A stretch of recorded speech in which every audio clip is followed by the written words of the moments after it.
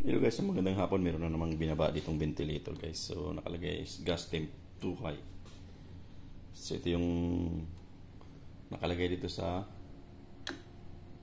ano niya, di na rating ano ng mga RT.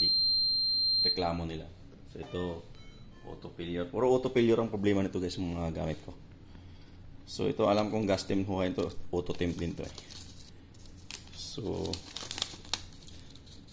tingnan natin, mag ano tayo, system check. So system check tayo guys kung ano yung nagpi-fill dito sa kaniyang ano niya, system. So ayan, nag-fill ng isa.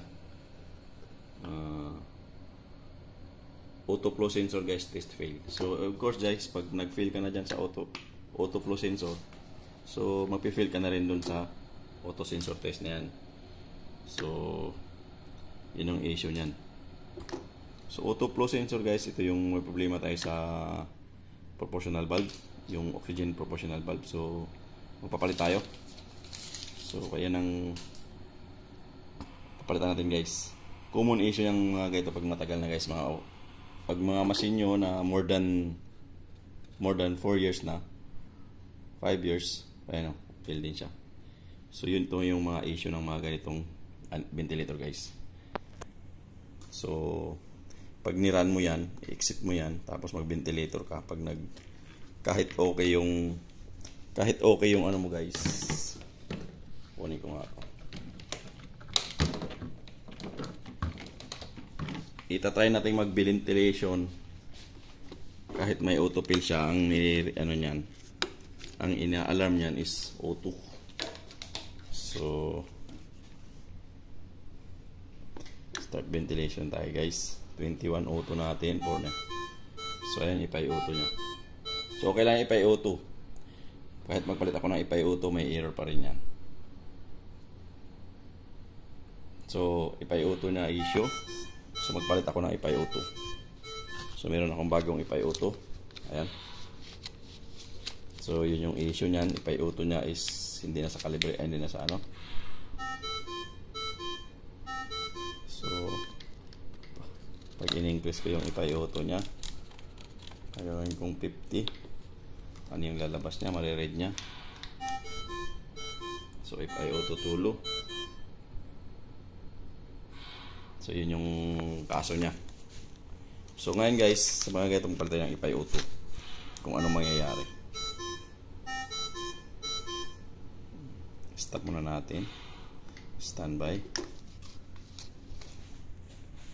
So kaya ako makabuo guys ng isang ventilator ngayon kasi meron kaming for admission. So wala na akong backup. So kailangan kong magawa ng isa. So magpalit muna tayo ng sensor. So sensor not connected. So ito nakalagay dito guys.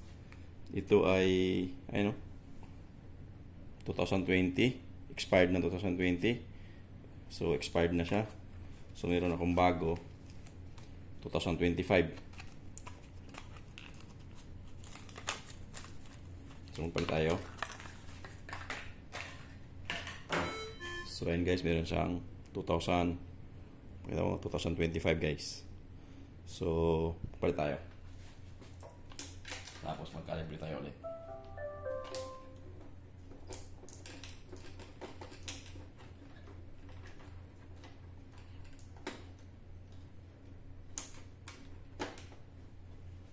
Ayan. Na-install na natin yung bagong autocell. So ang gagawin natin is mag-calibrate muna.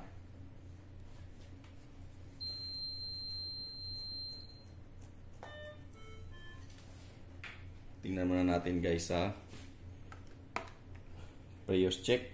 System check muna tayo. Continue. So ayan. Continue tayo. Papasa ba siya?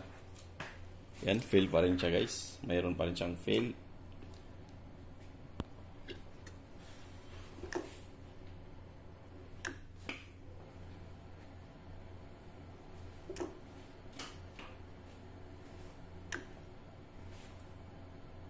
So and guys, may failed pa din siyang nakikita.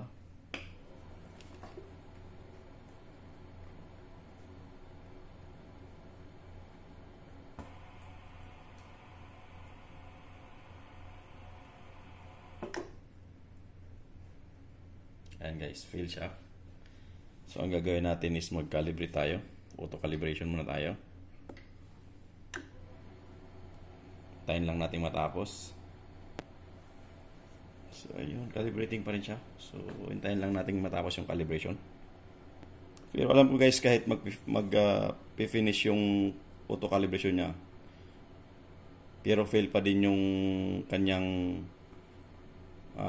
auto flow sensor guys. Hindi pa rin papasa yan. So kailangan natin magpalit ng proportional valve. So meron akong dumating na proportional valve. So ang problema ko sa proportional valve na dumating ko is hindi siya parehas ng specification. Pero galing din siya ng Mindray. Ayan. Mindray din siya. Parehas ng voltahe. Parehas ng resistance. 11 ohms. Ayan. Naka-plastic pa siya. Ayan guys. 11 ohms. Ang pinagkaiba lang guys is yung PSI niya. So 120 PSI to guys. Ito. Yung dumating sa akin. So ang kailangan ko is yung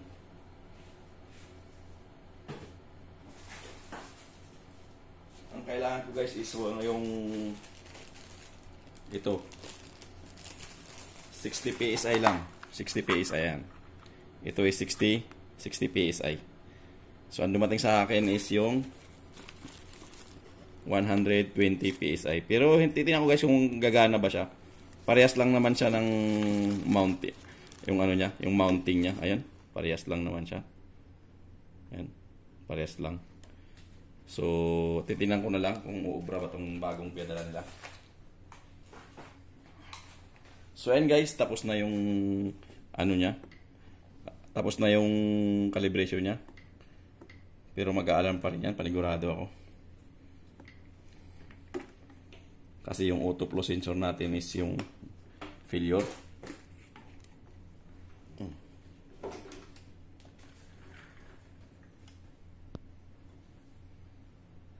Start ventilation tayo.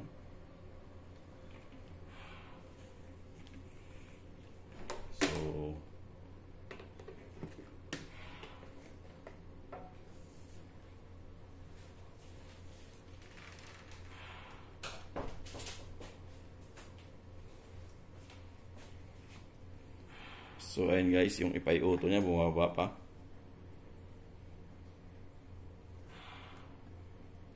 So titingnan ko yung hindi na sa low ipay auto kasi bago na yung nilagay natin, so hindi na maglulu yan.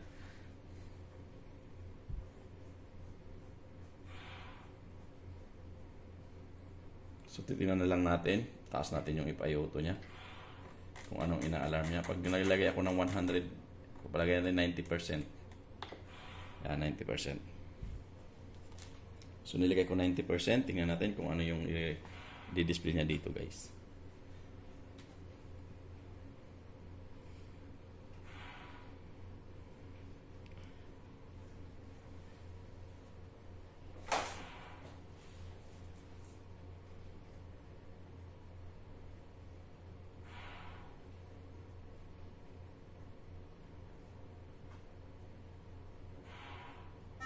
So ayan guys, may alarm siya.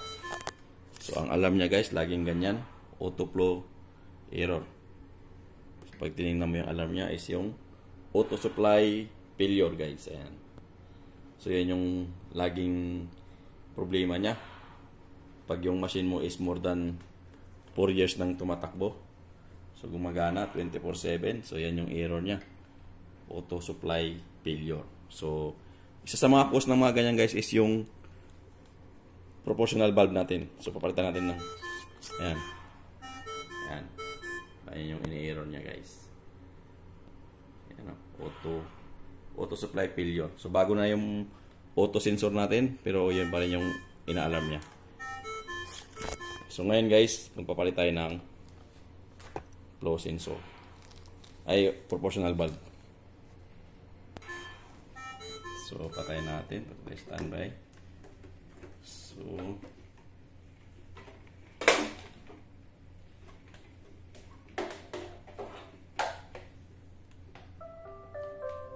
So, patayin natin yan.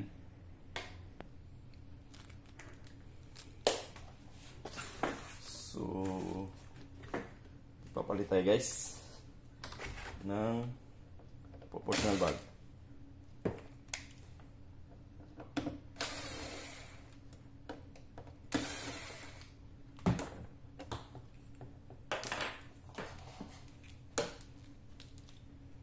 So, ito guys, 2019 namin na-acquired. So, 2019. Ngayon, ano na? 2024. So, almost 5 years. 5 years na to guys. So, talagang nagkakaroon na rin ng problema. So, sa 24/7 ba naman siyang ginagamit ng pasyente. So, magkaroon talaga siya ng...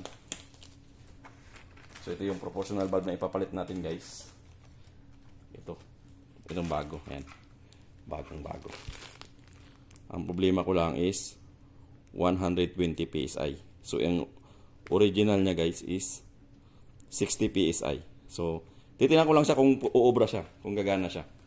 Kasi ang alam ko baka ito para to sa ano eh, yung SB600 na model. Itong 120 PSI. Pero galing naman ng Mindray, so parehas lang naman sila. So, titingnan ko na lang kung uubra ba.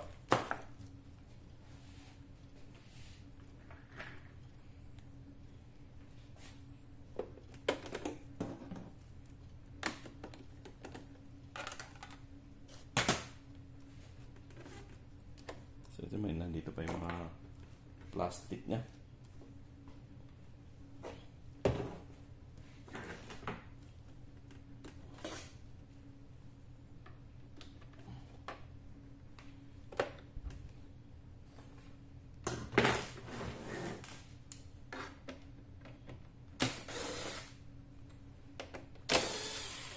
Gagamit na tayo ng ano guys, screw para mabilis magtanggal.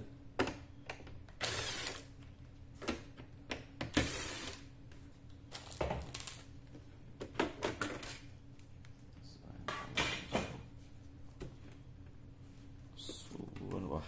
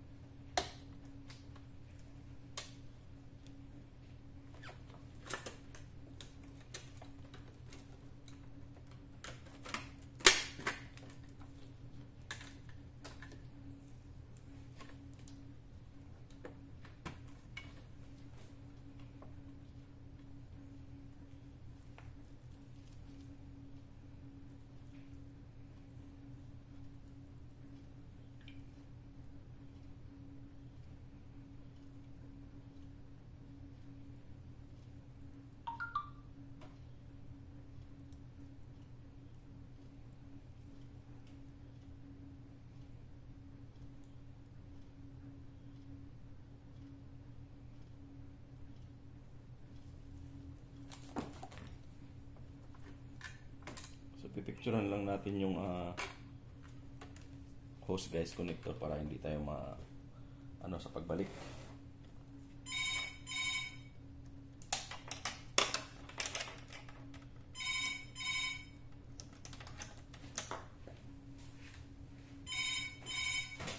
Bye, mate. Yes, sir. Yes, sir. Fine, fine.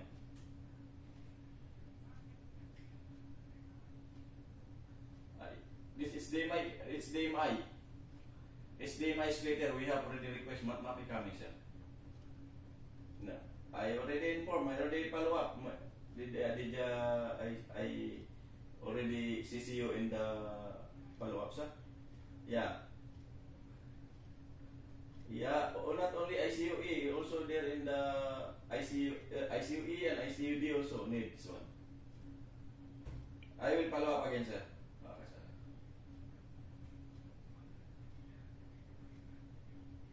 There's, yeah, yeah. There is internal monitor in the nursing station.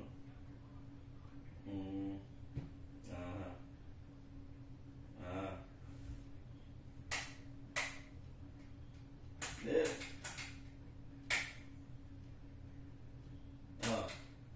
Not only bedside, also there's two big monitor in the doctor's room, two big monitor there. Okay, sir, no problem. I will follow up again this one. Because now, Japan just in the ER. I think he's in the ER. Huh? For him? No. He went for take machine.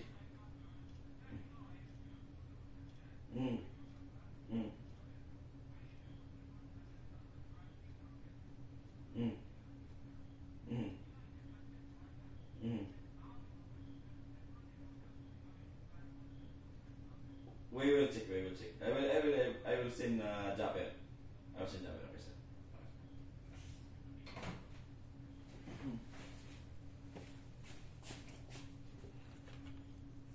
So, tanggalin muna natin tong FiO2.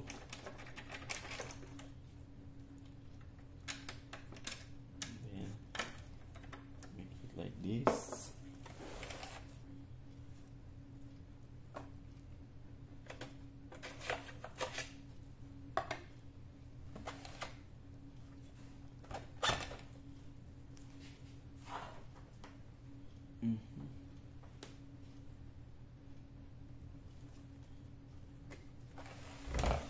Next one more screw.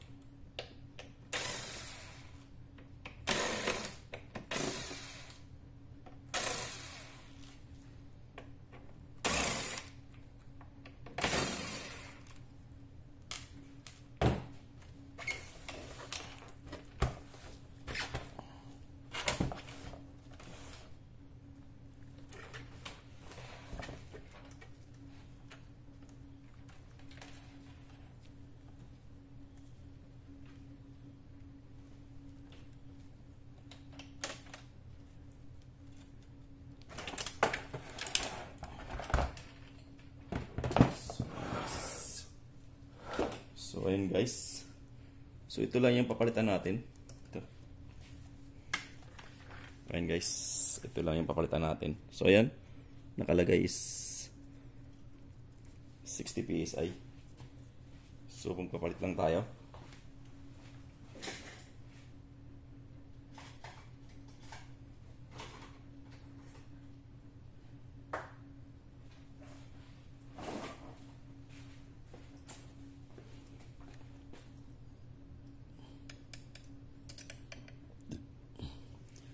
So pagpapalit pala nito guys is hindi naman tayo magpapalit ng flow sensor.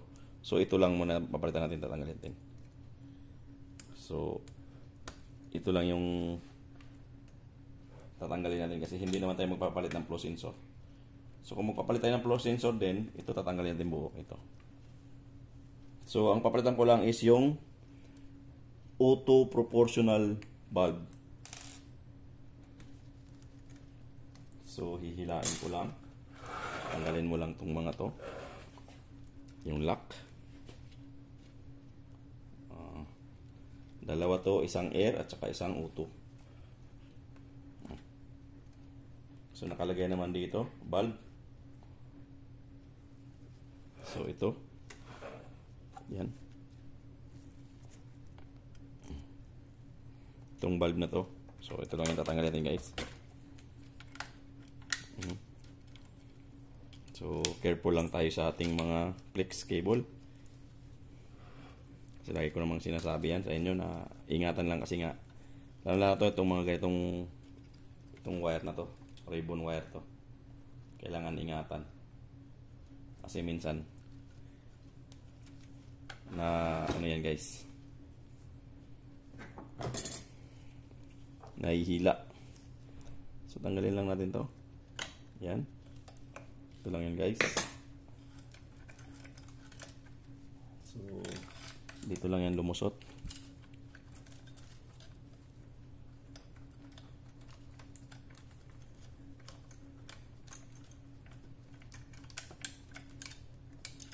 So ayan yung, ito yung, guys, yung luma. So ayan. Yan, kitang-kita naman 60 PSI. So yung butas niya ay yung bago. Ito yung bago. So pag tiningnan mo yung bago, guys, ayan, kintab na kintab. Compare mo dito sa nangingitim na. Pero yung mounting ng ano niya, guys, gasket, magkaiba. Bilog lang. Ito may curve. So same lang din to, guys. So titingnan mo lang yung wire kung parehas. Yan, parehas naman ang haba ng wire. So parehas naman. So titesting na lang natin kung gagana ba tong bagong pinadala nila, guys. Actually, guys, ito is sample. May request akong 20 pieces. Nagpadala lang sila ng sample kasi nga magkaiba yung ano nga, pressure. So baka hindi gagana. So nagpadala muna sila ng isa para sample. So para malaman ko din na kung gumagana ba o hindi. Pag gumagana, continue ko yung i-continue ko yung PRF ko, yung request ko. So ayan.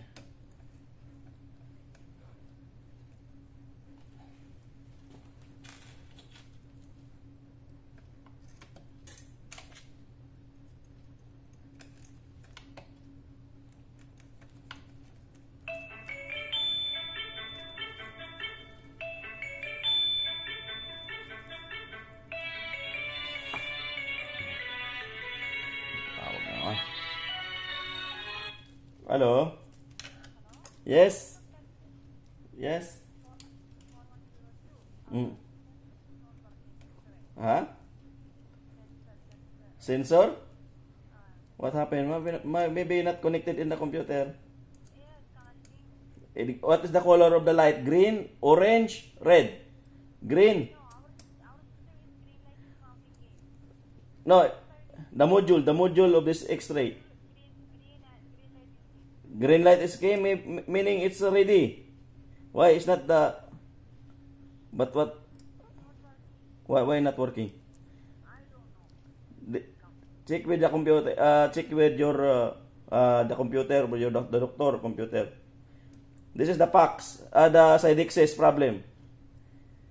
Okay, somebody will come there. I will check. We will check this one. Just wait. Okay.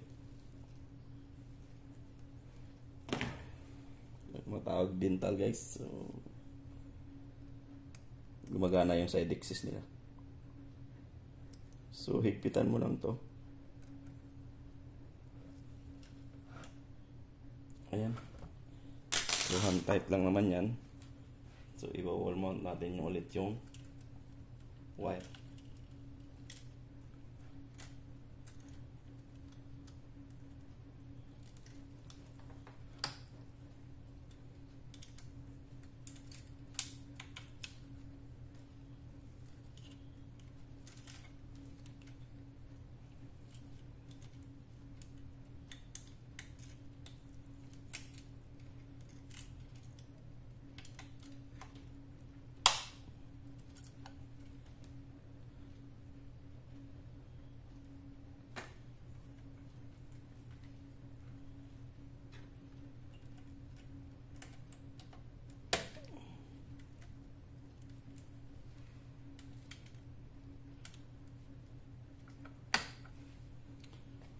So, and guys, naikabit na natin bago. So, ayan. Naikabit na natin yung mga connection. Babalik na lang natin. So, check na lang natin guys. May tawag pa ako sa dental. Puntahan ko muna. Okay guys, let's continue guys. Tapos na yung sa dental. May problema lang yung kanilang computer ng Sidexis. So, nireset ko lang. So, ibalik na natin to. Linisin ko lang to.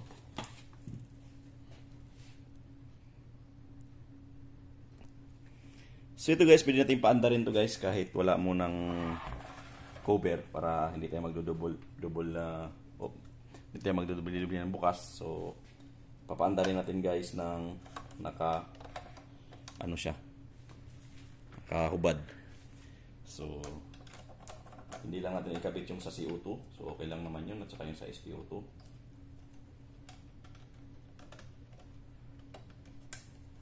Importante maikabit natin yung para sa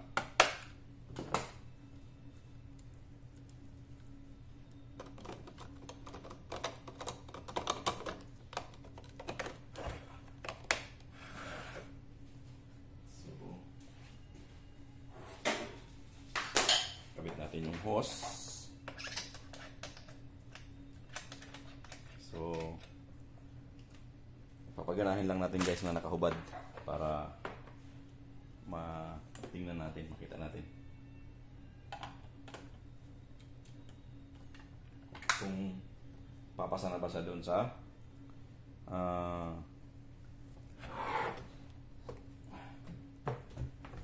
lagyan ko lang ng isang battery para hindi siya mag-aalarm.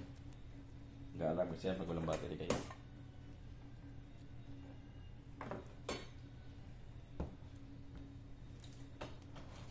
So ayan, ganito. So dito na sa malapit sa may sure.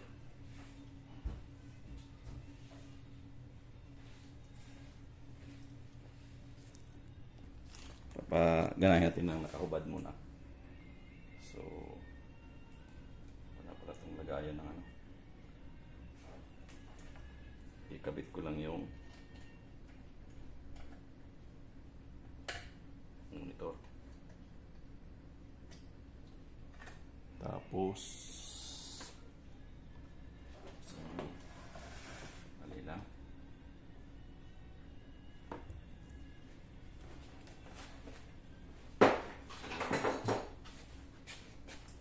gamit lang tayo ng hose guys. Lang naman natin yung flow sensor kung ay yung sensor kung wala na ba siyang error.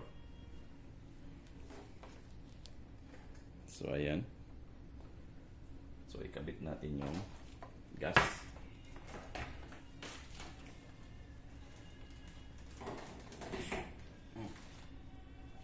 So tingnan natin kung baka may power, mayroon pa siyang battery. So, kahit hindi mo natin ikabit yung battery mode lang tayo. Natin ikabit yung power. So, ayan.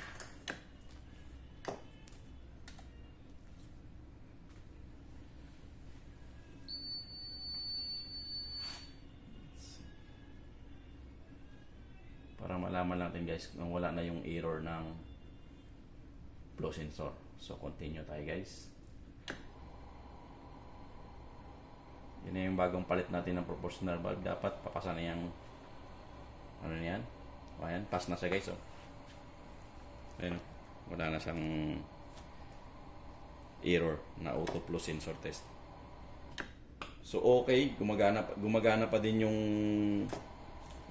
120 PSI sa ganun. Yung proportional valve na pinadala sa akin is 120, hindi sa 60 PSI. So yung 120 is okay pa rin, gumagana naman. Wala na yung pasado na siya guys. Wala na yung pula dito na fail.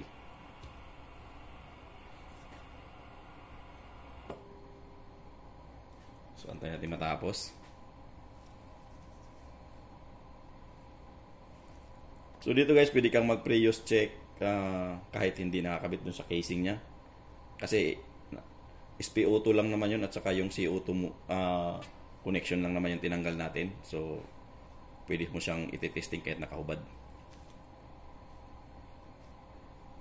So antayin lang nating matapos yung system check. So yun guys, matatapos na. Ayun. Pass lahat guys. So okay na siya. So pwede na natin ibalik dun sa casing niya. So wala nang problema, wala nang issue. So ibabalik natin dun sa case.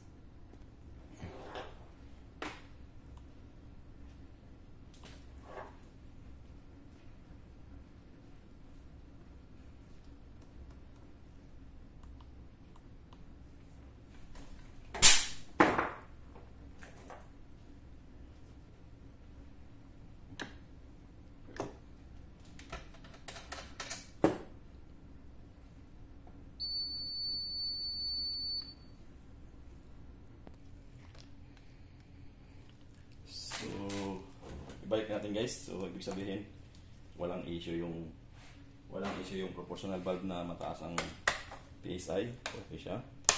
So muna titingnan natin pag nilaranan natin sa ventilation.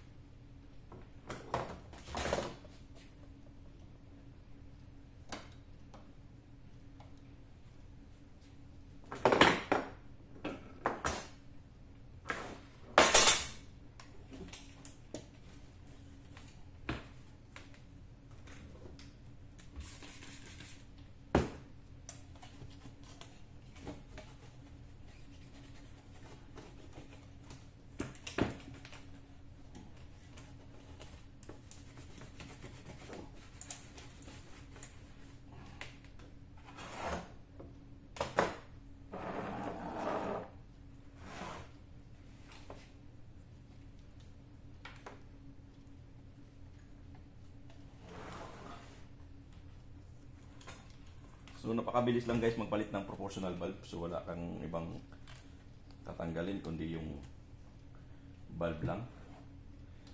Saka yung mga hose. So yun lang importante. Tapos ibalik mo na.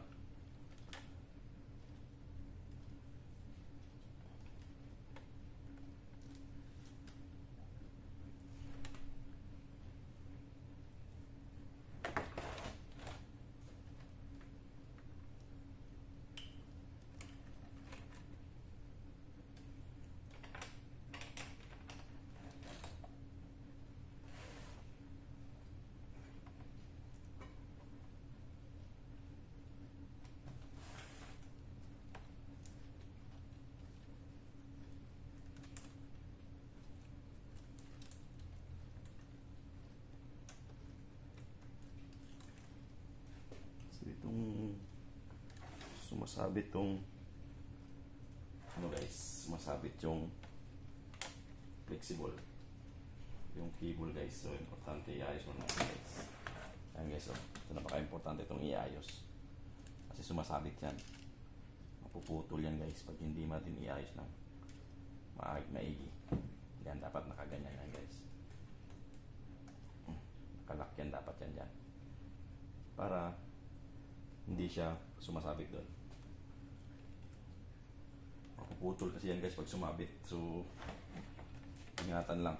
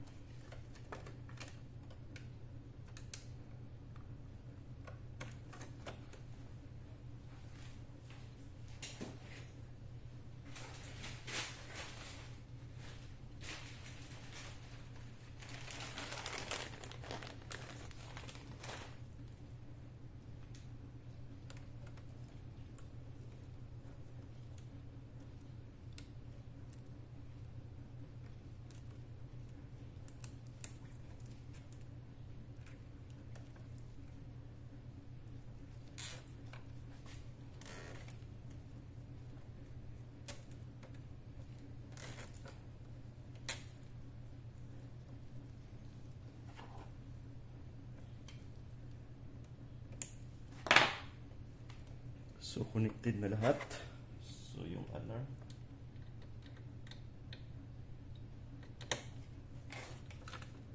yung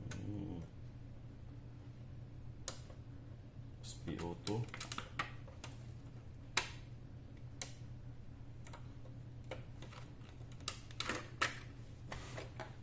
so connected na. So ano yung kulang? Wala na, naikabit na lahat natin. So ito na lang.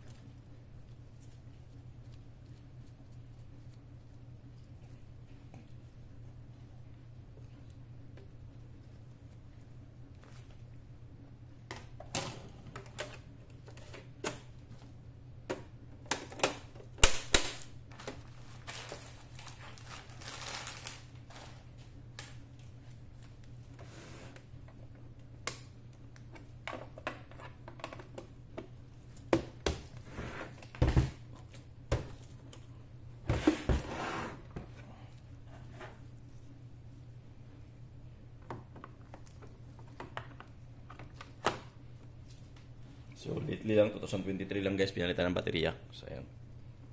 So hindi na muna magpalit ng baterya dahil 2023 lang pinalitan.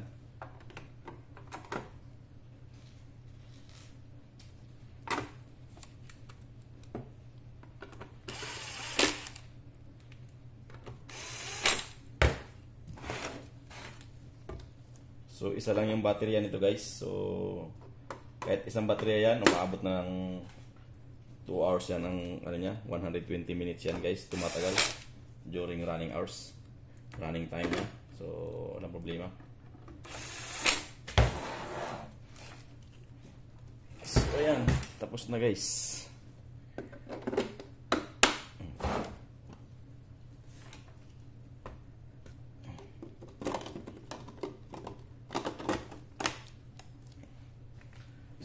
testing na natin dito.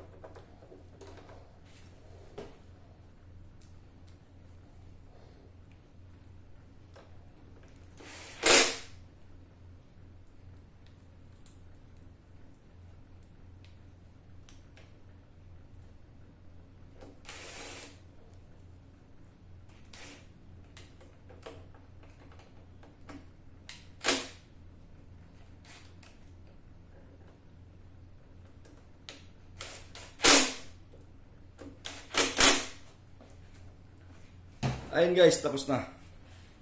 So testing na lang natin dito sa wall.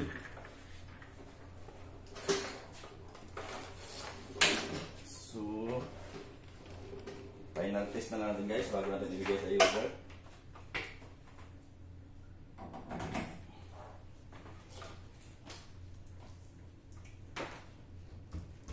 So kailangan lang natin ng So, final test tayo.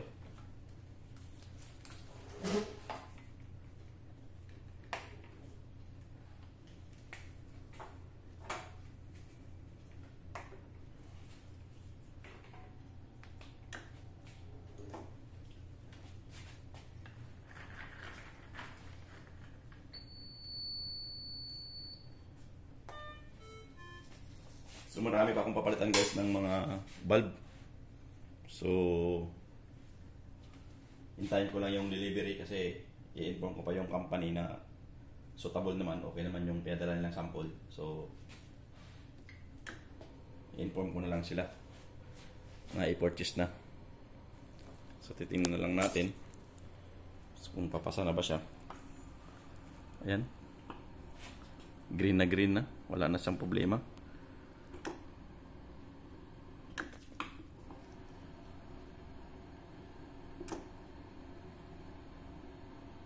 So, antayin lang natin matapos ng previous check. Tapos mag-run tayo ng ventilation mode. So, para makita natin talaga. Mag-increase tayo ng O2 kung o-open yung valve. So, ayan guys, pasado sa lahat. So, wala sang issue. Clear. So, lahat siya pass.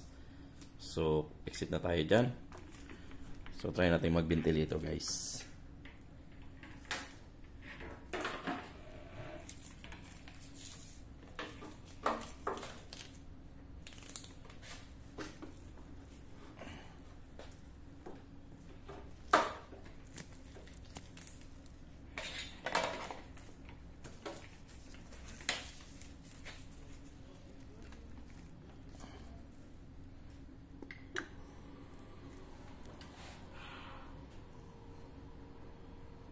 So, i-increase natin yung FiO2.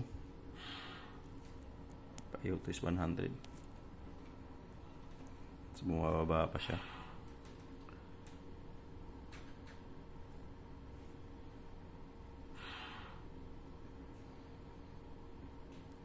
So, i-increase natin guys ng 100. Kasi doon siya nag-a-alarm. FiO2 too high. So, i-increase natin yan. Wait lang. So, gawin natin 90. So, kanina 90 pa lang. Nag-a-alarm na siya. So, FiO2 too high. Reset natin yan. So, tingnan natin kung i-increase. Kung nag-o-open. Kasi guys, once na in-open mo tong FiO2, dapat yung valve nun o-open. Malaki. So, tingnan natin kung okay ba siya. kung marireach ba niya yung 90 na hindi siya nag-a-alarm ng oxygen fail. Ayan guys, 91 na siya. 90 yung settings ko. So wala na siyang alarm. Ayan. So wala na siyang FiO2 diyan na oxygen alarm, oxygen failure. So okay na siya guys. So compatible guys yung proportional valve na 120 PSI. So gumagana din siya sa SB300 na 60 PSI. So 60 PSI kasi yung sa original na nakakabit dito. So kinabitan ko siya ng 120 PSI na same lang naman, 11 ohms. So 5 volts. 11 ohms na 5 volts. So parehas naman din yung hole niya, yung butas na. Importante yung butas niya na magkaparehas. So okay naman siya.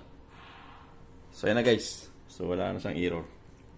So pwede na i-deliver to ngayon sa user. So magagamit na nila. Wala kasi silang magamit ngayon guys eh. Okay, so ganun lang guys kadali gawin pag mga ganong issue na if oxygen fail. So automatic yon. Ang problema is yung proportional valve. So hindi yung sensor kasi ang dinidisplay niya sa system check is this one is ang lumalabas doon guys sa system check niya pag nag-system check ka is yung auto sensor. Auto flow sensor. So hindi yun issue. Ang issue talaga nun is yung proportional valve, yung nag-o-open close ng oxygen. Kaya nag-o-auto fail siya. So ayan na guys, yun lang.